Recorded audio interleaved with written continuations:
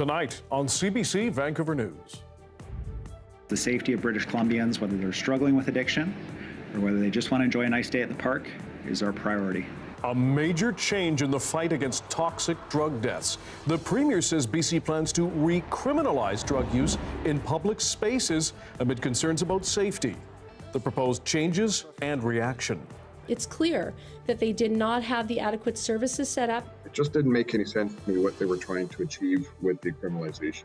Plus, Love to be able to go out every now and again for a meal, but meals are getting to be quite expensive these days. struggling alone. Some BC seniors say they cannot keep up with the rising cost of living after losing a spouse.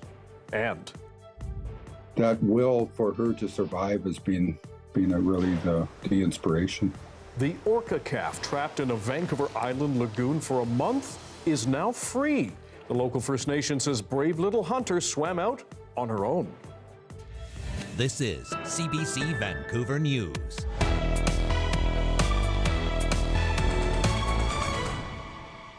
Hello, I'm Dan Burritt. Thanks for joining us. BC's Premier says it is time for a different approach to fighting the province's toxic drug crisis. He's now asking Ottawa to allow the province to recriminalize drug use in all public spaces. The shift comes amid serious concerns about public safety. And as Mira Baines reports, David Eby says he acknowledges some mistakes. In short, this amendment will make public drug use illegal in British Columbia. Premier David Eby has been under intense pressure to address the unintended consequences of decriminalization. And a reality of a quickly escalating situation on the ground and a growing concern that I share with British Columbians that hospitals, restaurants, communities need to be safe. He expects Health Canada to make the changes as soon as possible. They would make illicit drug use illegal in public spaces, including hospitals, restaurants, transit, parks, and beaches. Under the pilot, people will be able to legally use illicit drugs in private homes, overdose prevention sites, while they're legally sheltering, and at drug-checking locations. Drug use has evolved from primarily injection to more widespread inhalation. That significantly increased the risk of public exposure. The province had tried to use legislation to prevent drug use in some public areas, but it was blocked in court. Under the new amendment, police will have that authority to deal with drug use in public.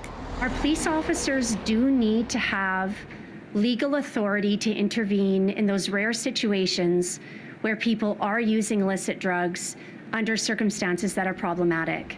It's a welcome move for the mayor of Nanaimo, whose community has been struggling with public disorder. This is a positive step. It's the politically sensible thing to do, and I think for most people it is logical, it's overdue. The public support for this will be tremendous. The criticism of the program, which is a little over a year old, has been ramping up as political parties prepare for a fall election. The highlight of the absolute lack of appropriate planning by this government to implement a dangerous experiment on the public. Her party would end the pilot. The BC Conservatives, who have been gaining momentum in recent polls, joined that call. But what I can never understand is why he thought in the first place that it was okay to walk down the street smoking a crack pipe, but it wasn't okay to walk down the street drinking a beer. The Premier accepted criticism of how the program was brought in. I absolutely accept the critique that we need to do more, that these authorities are needed and have been needed for a while. In addition to the changes, the province says it will be setting up virtual clinics to help people in remote areas get access to medication-assisted treatment. Mira Baines, CBC News, Vancouver. No reaction to this big change in the decriminalization pilot has been swift, as you saw. Some hope it will address troubling behavior in public. But as Liam Britton explains, people who use drugs and their advocates argue it is misguided. I don't understand how. Well, it's gonna like.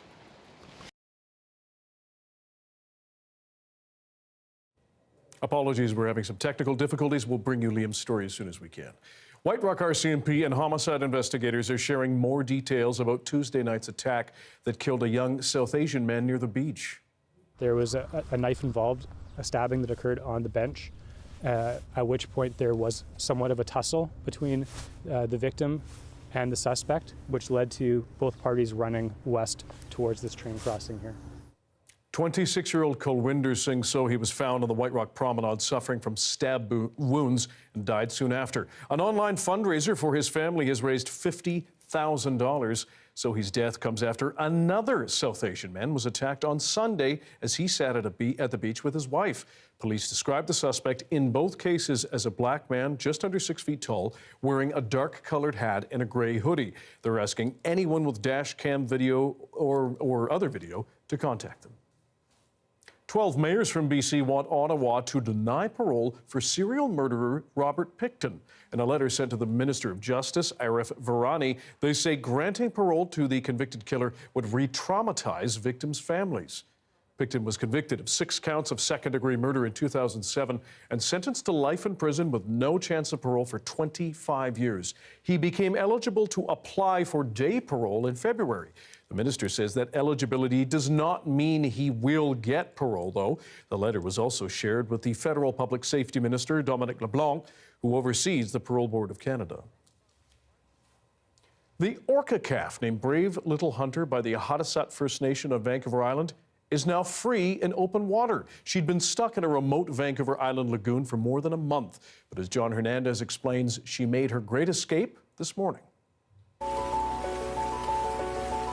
Joyful news following weeks of anxiety. Social media video shared by the Hadasat First Nation shows members attempting to lure a stranded orca calf out of a remote Vancouver Island lagoon with seal meat. She's gonna go for us. Chukwa!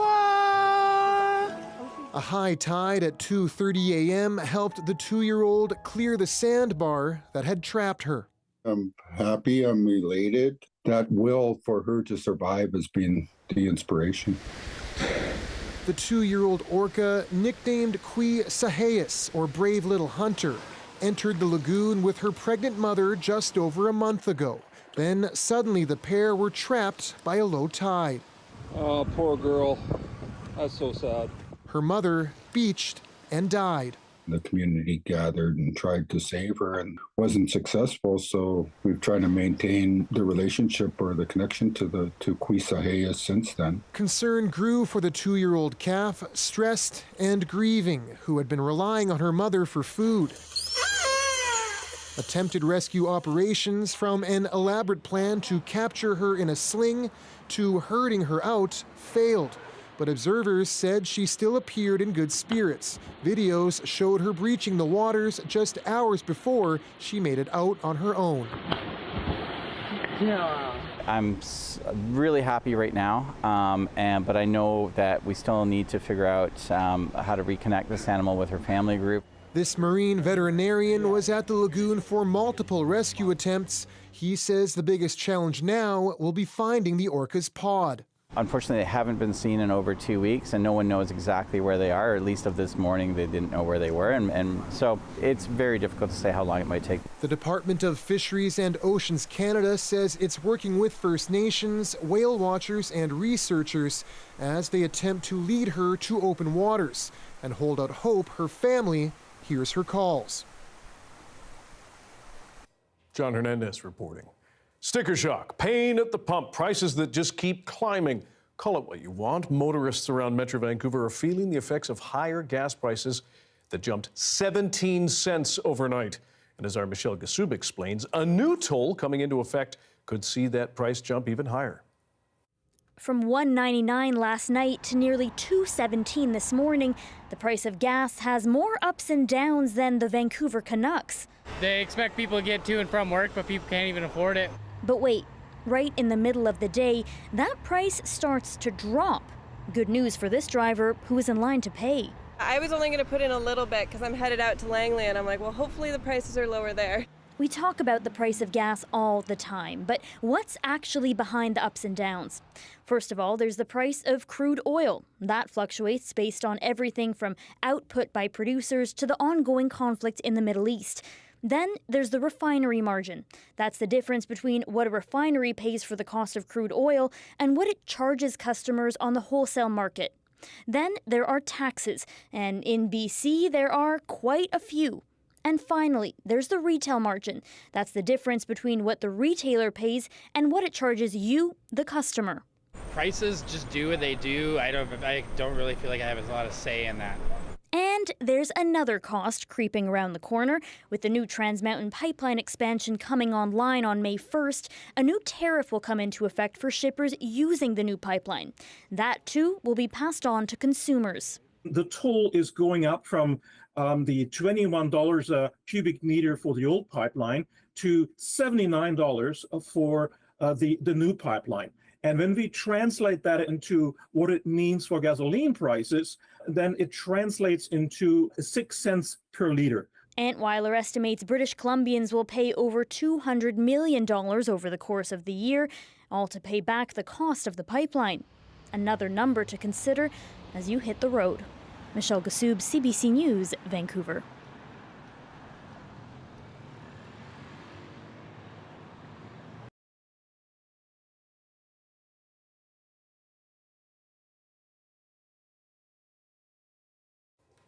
Back to our top story now. BC's Premier says the province now plans to recriminalize public drug use amid safety worries if Ottawa approves it. Reaction to that big change in the decriminalization pilot has been swift. Some hope it will address troubling behavior in public. But as Liam Burritt reports, people who use drugs and their advocates argue it is misguided. Ray Bonnet Rouge from Fort Providence First Nation is a former drug addict. I used almost every chemical you could possibly use, Ray. He's been clean for 17 years, but he says things have changed when it comes to drug use, and he's no fan of decriminalization. There's permission to do it wherever you want, right? That open drug use at parks like Andy Livingstone downtown will soon no longer be allowed is a good thing, he believes. That will clean up a lot of places that don't deserve to have that. Also at Andy Livingstone today was Jeremy Crow. He's a current opioid user. He agrees some people use drugs in inappropriate places, but he's no fan of being hassled by police. They're doing this for survival for a reason. We can't live in a normal society. I know I can't. Today's decriminalization walkback was welcome news to some city leaders, like Richmond councillor Alexa Liu. It gives the community back our parks, our open spaces, and our beaches, and it sets a precedent for how people need to behave in public. Garth Mullins with the Vancouver Area Network of Drug Users says the change smacks of political cowardice from the NDP. Absolutely. I mean, the opposition have been beating up the government for months on this, and now they're folding like a cheap tent. He says it could mean real danger for people who use drugs in the open. I wanted someone to see it and call 911 if that happened to me. So I think we're going to be driving people back into the alleys, and that's backwards. You know, we're just going back to the bad old days. UBC professor Mark Hayden, who's studied addiction and drug use, says open use is a problem, but the answer is not recriminalizing. Playgrounds should not have people injecting drugs on them. That makes complete sense. But people are only injecting in inappropriate environments if they don't have access to appropriate environments. And that's the goal that we need to have. As we head into an election, there's little sign this hot topic issue is going away. Liam Britton, CBC News, Vancouver.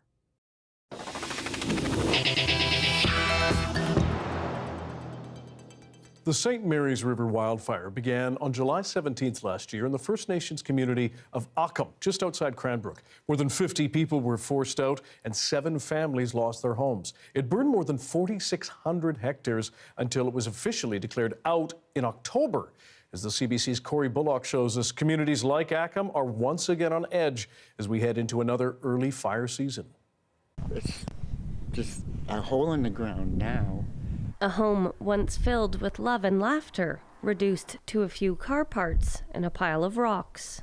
This used to be a gathering place for elders. People from all over the reserve used to come here every year for Christmas holidays, Thanksgiving, Easter, come to our house and enjoy a good meal and that. For Pete and Dolly Andrew, July 17th is not an anniversary they are looking forward to. It's the day the St. Mary River wildfire broke out, ripping through the reserve on the First Nations community of Acum and burning their home to the ground. When this fire happened, the first week and a half, 2 weeks, I just kept having nightmares.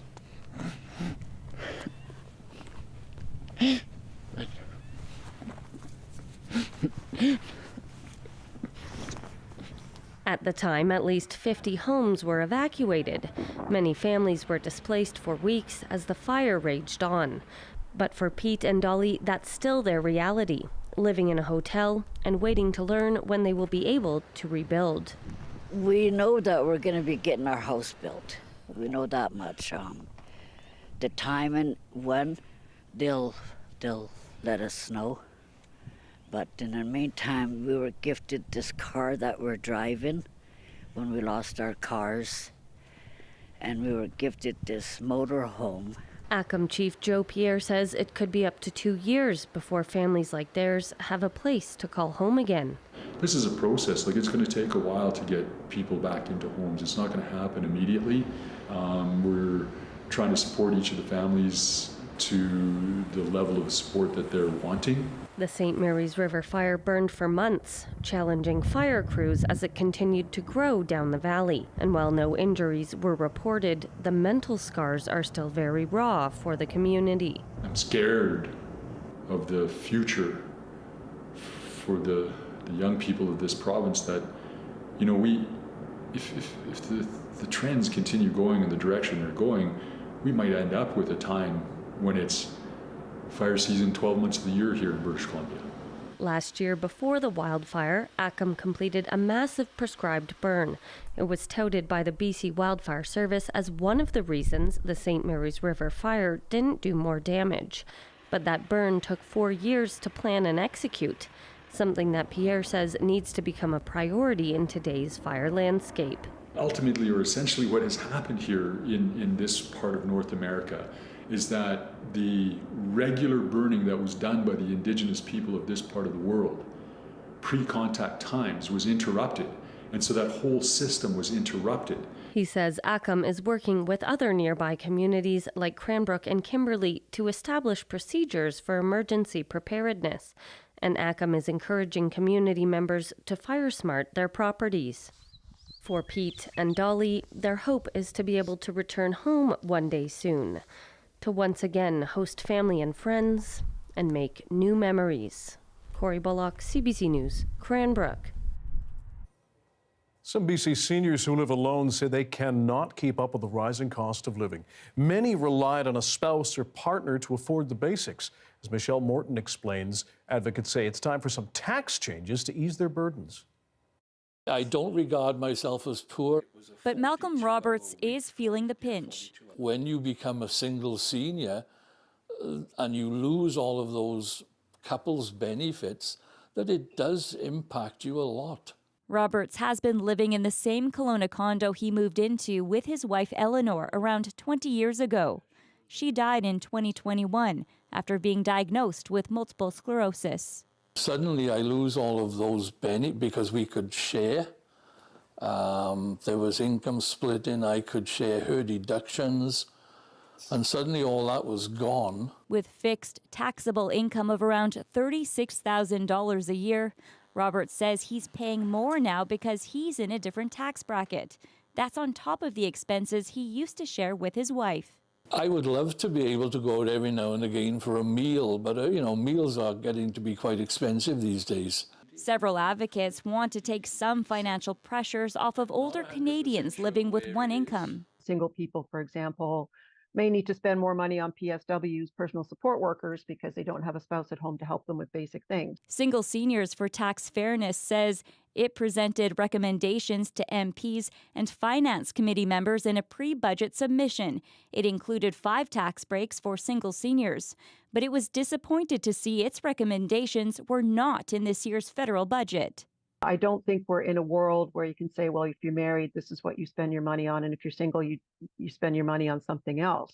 In a statement to CBC News, a spokesperson for the Federal Finance Ministry says since 2015, it has lowered senior poverty from just over 7% to 5.6% by increasing old age security and guaranteed income supplement benefits, among other things.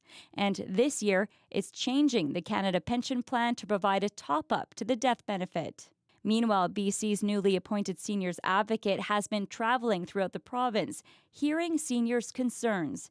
He says affordability is their biggest challenge. Throw in transportation, especially those who are living rurally, to get to even just to regular services that they enjoy or to healthcare.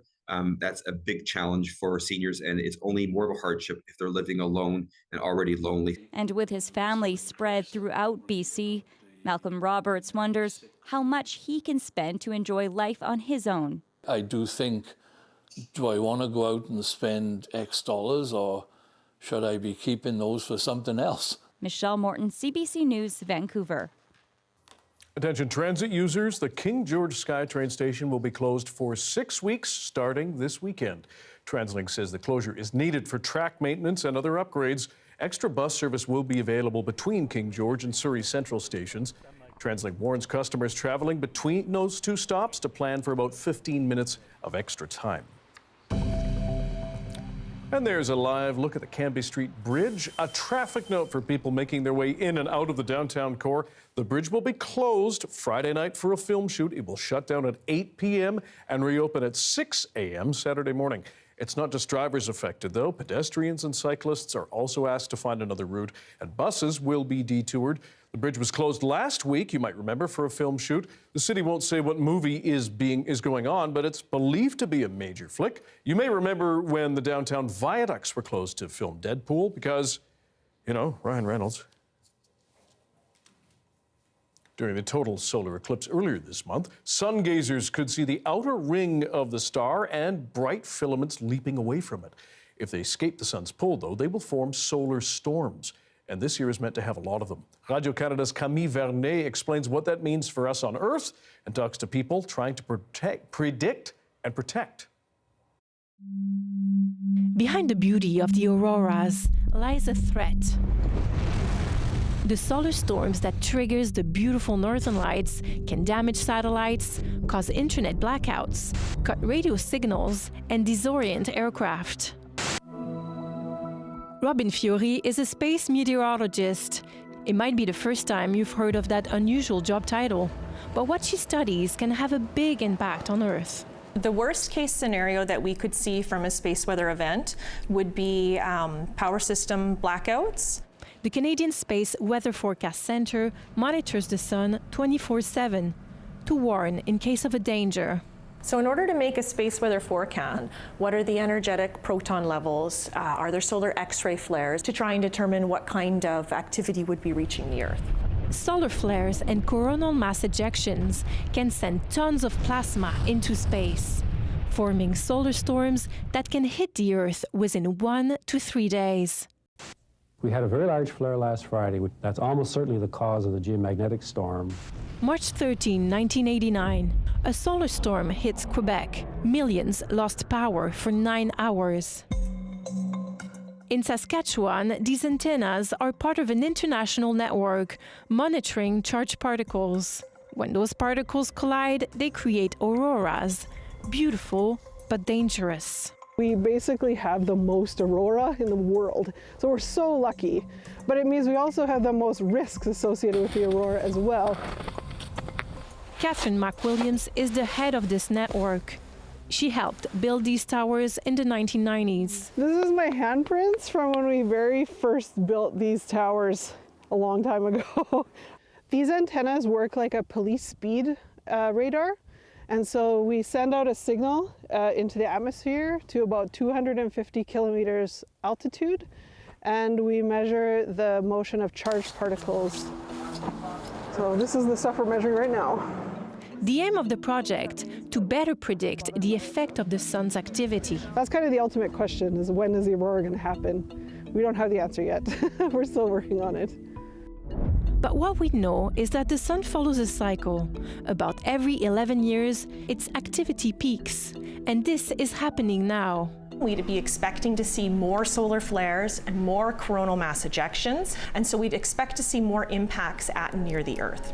In the coming months, these scientists will have to keep a close eye on the sun's moods as they try to predict its behavior. Camille Vernet, CBC News, Vancouver. Time to bring in weather expert Darius Madavi for a first glance at the weather, but you have some information on the sun. That was an amazing piece. Yeah, normally after a sciencey piece, I do have more information to share. No, but this really? time, I just want to admire it. I mean, it was so good. It was so thorough. I just have more photos of the sun because I didn't think, even though there were so many, I didn't think there were enough. This is our 11-year cycle of the sun showing in extreme ultraviolet light sort of how much more activity we get at certain times during that 11-year cycle. I guess just the peak happens when the sun starts building up all this stormy activity, and then it reverts back to being more calm when the entire magnetic field of the sun flips. So its north pole becomes its south pole, and vice versa. So imagine if that happened here on Earth. Might mess things up a little bit. But yeah, nothing to add. Just wanted to say, amazing piece. Now, if we turn to the actual weather, what I should be doing, you can see we did have some more showers across Vancouver today, but they did start to calm down towards the end of the day, and we do have some blue skies now, which is a nice change. Now, we're not too worried about fires right here on the south coast right now, very low fire danger, but you'll notice some of that fire danger dropping in parts of the north, but in the Peace area, still moderate to high fire danger, and so that might come down as we get into the early next week. Some showers possible on Sunday, but for now, temperatures are climbing in the north, and we are seeing sunnier conditions and dry conditions. But some showery, flurry activity in parts of the south, and that is expected through the weekend. So it's a cool and wet one ahead, Dan. Okay, thanks very much. We'll check in later. Thank you.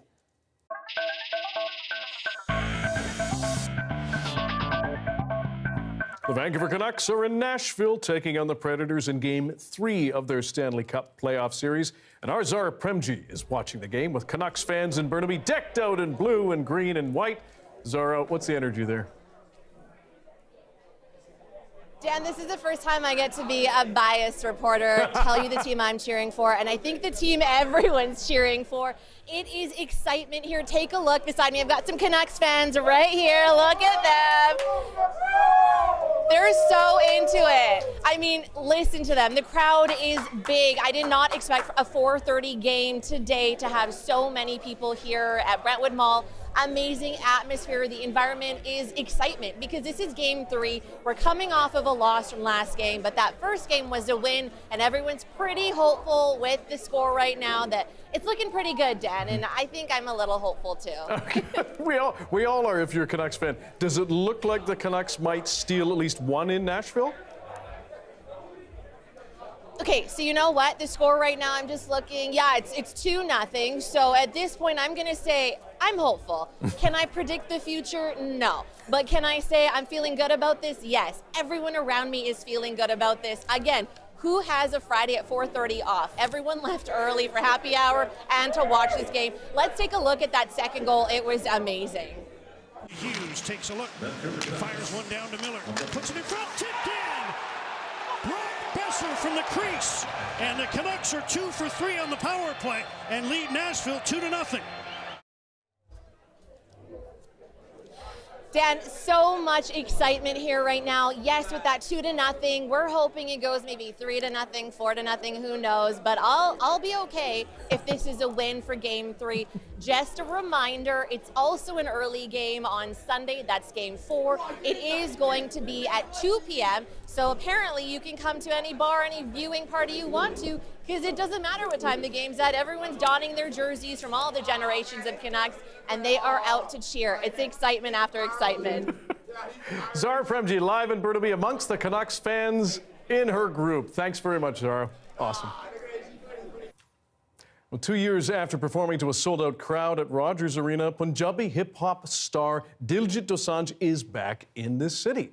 He's playing an even bigger venue. And as some in the performing arts community say, it is a massive step for Punjabi artists as a whole. Saurabh Sandhu went to hear why people are so excited.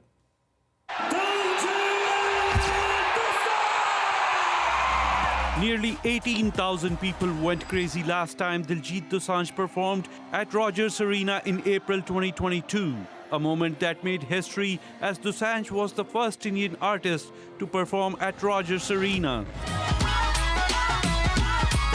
This Saturday, he's back in town for his Dilluminati tour, and excitement is through the roof. Oh my God, you can't ask me. I am like a biggest fan. Diljit is coming, so I cannot miss this, and I'm like a huge fan, so I prefer spending more money, rather than staying home. Everybody is so excited for the show, so I think it's going to be very spectacular. Amarjeet Grewal and her husband Kulwinder have come all the way from Calgary. The moment he announced it, he knew I was excited, so he bought it for me for my Christmas gift. Saturday will be the first time a Punjabi artist headlines an event at BC Place, a venue that can hold more than 50,000 people. He's one of them who's going mainstream from a mainstream perspective, from an Asian side of the house. So, which is good. Which is good to see every artist performing at the same level as other artists in North America. It sort of feels like, oh, okay, well, it's about time. That's how it feels. Mandir says the emergence of South Asian artists into the mainstream music scene is an inspiration for young and emerging performers. Last month, another Punjabi artist from Surrey, Karan Aujla, won a Juno Award, becoming the first racialized artist to win in his category. I think that there needs to be a little bit of like an awakening to the global impact that is South Asian music, which, by the way, has almost entirely all of its roots here in British Columbia, in Vancouver and Surrey. Mandir says recent collaborations between mainstream and Punjabi artists is a sign of growing popularity of Punjabi hip-hop music. More proof of that, only a handful of tickets for Saturday's concert are still available. Saurabh Sandhu, CBC News, Vancouver. Ever had a friendship fizzle out and then been confused on where you stand? You're not alone. After the break, an SFU researcher tells us what she's found and has some advice.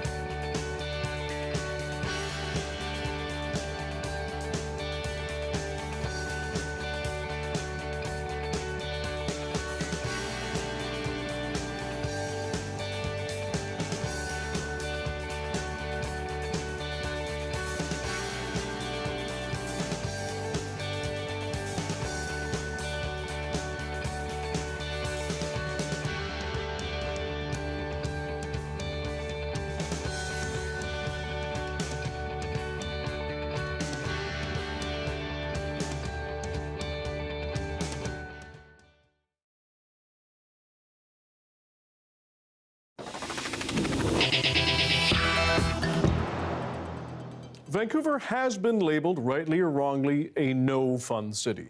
It's also described as a lonely place where it can be hard to make friends. But what about friends you already had that you drifted away from? A new study says rekindling old friendships can be just as scary as making new ones. Psychologists from SFU and the University of Sussex teamed up to study how almost 2,500 people feel about reconnecting with friends and the barriers they face. For more on the findings, we're joined by the study co-author, Lara Aknin. Thank you for joining us. First of all, how many of the study participants had lost touch with someone they still care about? Well, thank you for having me. And the short answer is the overwhelming majority. So in one of our early studies, we asked people to let us know if they've lost touch with someone they care about, and over 90% of people said they had. Wow. And how did they feel about reconnecting when they did? Well, despite the fact that this is a pretty common occurrence, we were surprised to see that the majority of people were neutral about the idea of reaching out to an old friend in general, and pretty aversive or negative about the experience of doing so now. Why do you think that is? What fears did they express? People expressed a range of fears. Probably the top one was that people thought it would be awkward and uncomfortable to reach out after all this time, and people worried that they would be an imposition or a bother to their old friends. At the bottom of the list, though, were people's constraints or worries about their own time. And so it didn't seem that people were so worried about the time they might lose or the burden they might express or experience, but they were more concerned about being an imposition in their old friends' life. Did the pandemic play any role in some of the answers you received, do you think? Well, it's hard to know because our data have been collected over the past 2 years, and so we don't have pre-COVID data to know how many people lost friends before or report old friends before versus after. But I think it's probably likely that's the case. Other data from other data sets has shown that people kind of pruned their friendships and their social circles during COVID. And so I suspect there are many people who have lost touch with people they care about as a result of the pandemic. Did you find any differences based along gender or sexual orientation lines?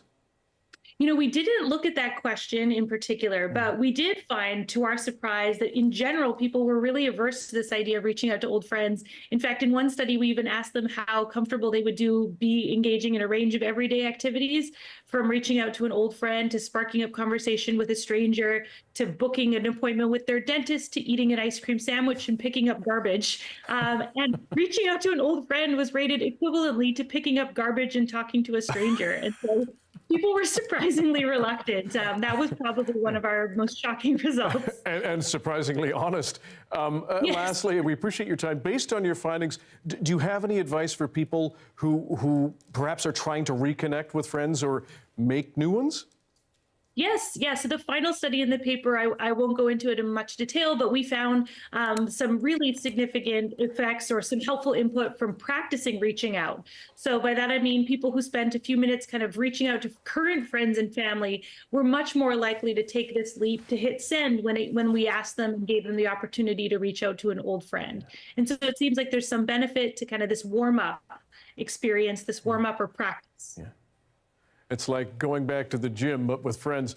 Lara Aknin, professor of social psychology at SFU. We appreciate your time and your insight. Thanks for joining us. My pleasure. Thanks for having me. The National Chief of the Assembly of First Nations says she was stunned after an Air Canada flight crew tried to stow her headdress on a flight. More on that next.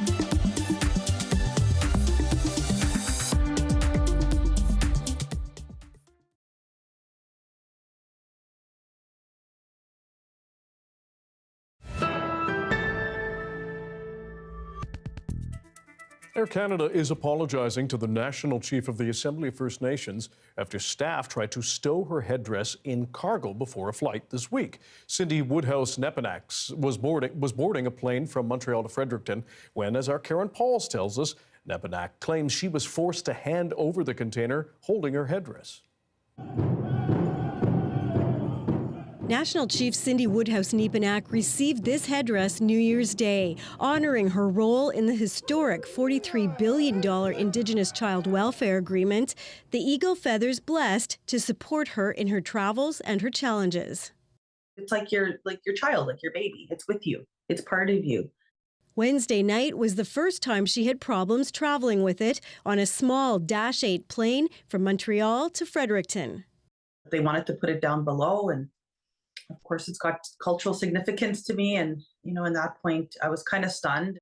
After some heated discussion, the container was sent to cargo. Woodhouse-Nepenak held the headdress on her lap. She later posted about it on Facebook, prompting anger, outrage, and demands for an apology.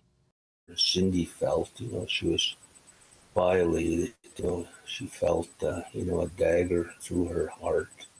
Leonard Weasel Traveler gifted the headdress to the National Chief on behalf of the Piikani Nation. He says items like this are sacred and need to be handled accordingly. Perhaps that was just a staff member doing their job and just not having this awareness. Prime Minister Justin Trudeau said it was an unacceptable mistake. It is an unfortunate situation that I hope is going to lead to a bit of learning, not just by Air Canada, but a lot of different institutions. In a statement, Air Canada says it has reached out directly to speak with National Chief Woodhouse-Nepenak to better understand and apologize for her experience. The case was difficult to carry in the cabin due to stowage space limitations. The headdress itself remained in the cabin with the chief. But the airline says it will review its policies to make sure special items like this can travel with the customer. Woodhouse-Nepenak and her headdress made it home. The National Chief says despite the disrespect and humiliation she felt, she's encouraged by the support from Indigenous and non-Indigenous Canadians, seeing it as a step towards reconciliation. Karen Pauls, CBC News, Winnipeg. After the break, it's Fun Fact Friday. Darius will walk us through the unexpected connections elephants have with some other unique animals. Stick around for this.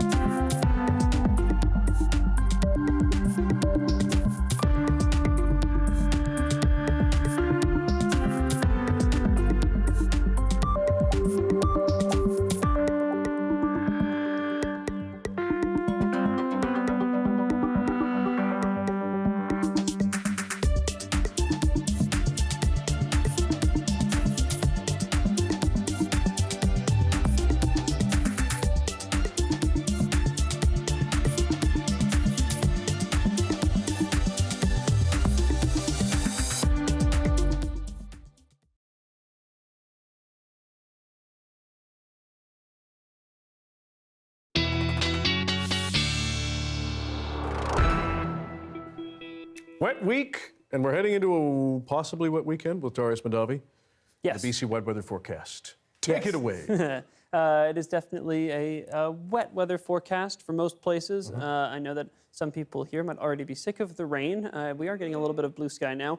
But for other parts of the province, I'm sure it is welcome news that they may be getting some showers, some flurries, some good rainfall. You can see here for the south coast, plenty of rain still streaming in, but then starting to taper off. We do have another front that's going to be coming in not too long from now. You can see that start. So early morning Saturday, overnight, in that overnight period starts to come in.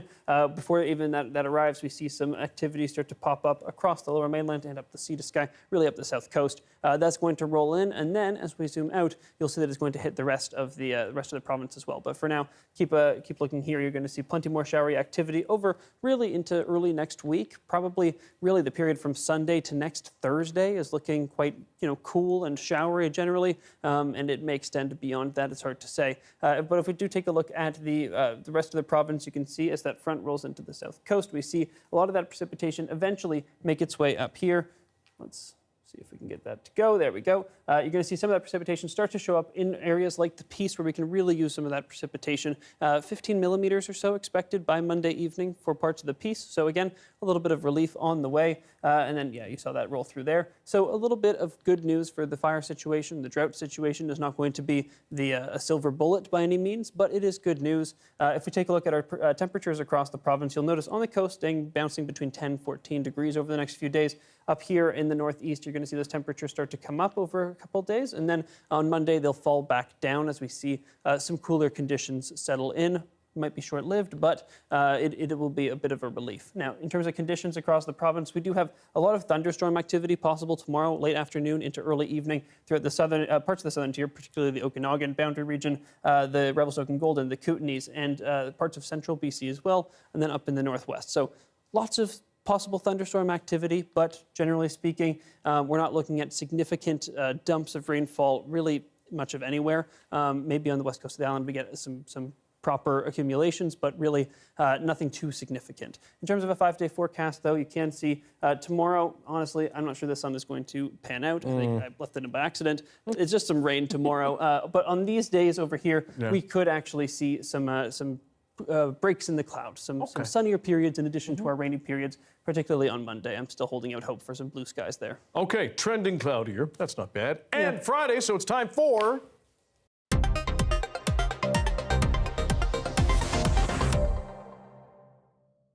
Fun Fact Friday. Darius, you have a pop quiz for me? Yes. Okay. Didn't tell you in advance. Yes, today I want to ask you about evolutionary history. Dan, I know it's your expertise. It's your expertise. Take a look at these majestic animals, and I want you to tell me what their closest living relative is. I'm sure you know it off the top of your head, but just to make things a little bit easier for you, I will give you a multiple choice. Please do. It's two animals that I'm sure you're intimately familiar with. The first is the manatee, which you can see here. And the second is an animal you may not have ever heard of. I know I hadn't. It's called a hyrax. It looks like a rodent. It's not. So, what do you think, Dan? Which of these? If I'm going on looks, it's going to be the manatee. Right. But something tells me this hyrax has a secret. Is that your final answer? Yes. Okay. The answer is, it was a trick question. They are both equally related to the elephant. I know. Yeah, it doesn't look like either of them. I mean, this thing and that thing, furry, water-dwelling, very strange. But yes, there is some debate as to which of these may be closely related to the elephant. You'll see some sources saying both. You'll see some sources just saying, about the same time, 60 million years ago, they split off from the elephant. But look how cute he is. He's something. Thank you. You're welcome. With the week of wet weather ahead of us, we wanted to know, do you use an umbrella while you're singing in the rain or trudging through the puddles? Are you up to date on your etiquette? We'll show you next.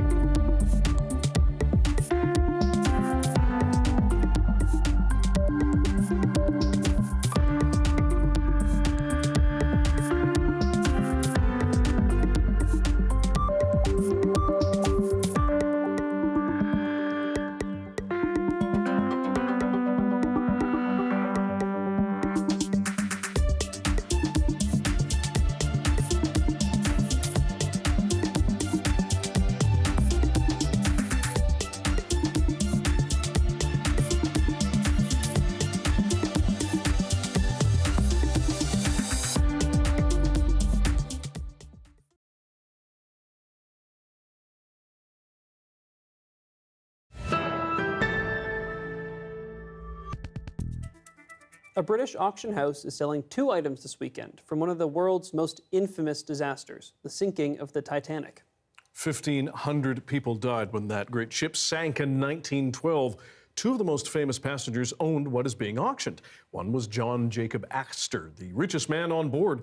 A gold pocket watch was recovered from his body. His son had it restored and eventually gave it away as a christening gift. The other was Wallace Hartley, the Titanic's orchestra leader, who was just 33, being auctioned his violin bag. Hartley was one of the musicians who, as the Titanic's fate became clear, famously performed on the deck. Wow, that's really something. Now, turning back here, as Vancouver looks ahead to another week of spring rain, it seemed like a good time to revisit the important topic of umbrella etiquette. The Early Edition Stephen Quinn spoke with people downtown about how they feel about the gray drizzle and tried to give some umbrellas away. You are walking in your winter coat with a fur collar and no umbrella. Yes, I get used to it. I'm leaving Vancouver. Why don't we step here under the awning so you both stay dry? This is pretty much what it's like 367 days a year. Are you both from Vancouver or are you visiting? Seattle area. Seattle area. Yeah. We know about umbrellas. I notice you're walking around in pretty good rain in sandals and no umbrella. I wear them year-round sandals. Winter, summer, spring, fall. And what about an umbrella? Umbrella, every now and again. I don't have one. It seemed like a lot of effort. Well, we don't normally carry umbrellas, so. Yeah. That's rain.